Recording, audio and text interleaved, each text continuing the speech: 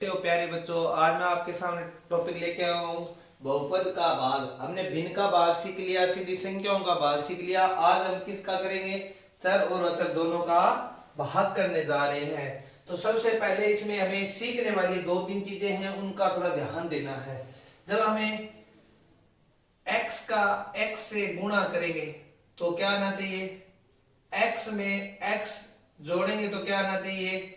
x में x का भाग देंगे तो क्या आना चाहिए? जब दोनों संख्या अलग अलग हो तब उनका गुणा करें तो क्या आना चाहिए? जब दोनों संख्याएं सेम हो उनका गुणा करें तब क्या आना चाहिए?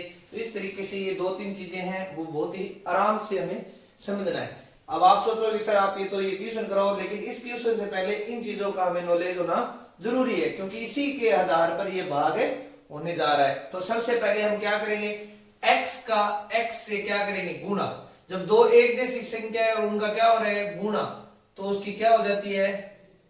स्क्वायर। उसकी क्या हो जाती है?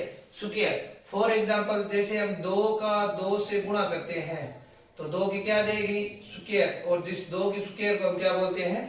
4। 2 की स्क्वायर को हम क्या बोलते हैं? 4। उसी प्रकार से यहाँ क्या होने जा रहा है? x का x से जोड़, जब जोड़ होगा तब आ जाएगा x और x। एक और एक मिलकर कितने बनते हैं? 2 बनते हैं।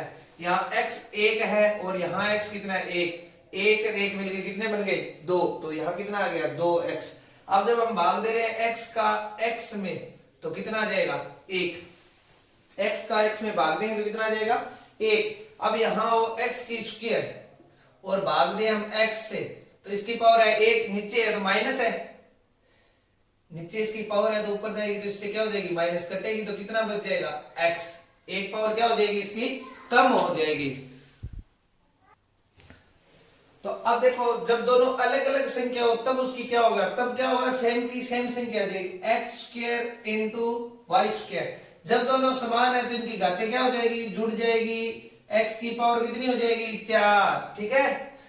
जब दोनों ये दोनों समान है तो ये घातें क्या हो जाएगी? जुड़ जाएगी और पावर कितनी हो जाएगी इसकी? 4। अब देखो प्यारे बच्चों, अब हम करेंगे इसका भाग बहुत ही आसान तरीके से।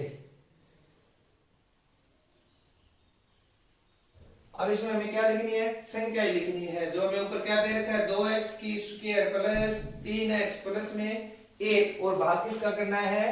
x प्लस 2 का। 2x की स्क्वायर प्लस 3x प्लस में 1। अब आपको डरने की कोई जरूरत नहीं है, बहुत ही आसान तरीके से समझाऊंगा। देखो किस तरीके से।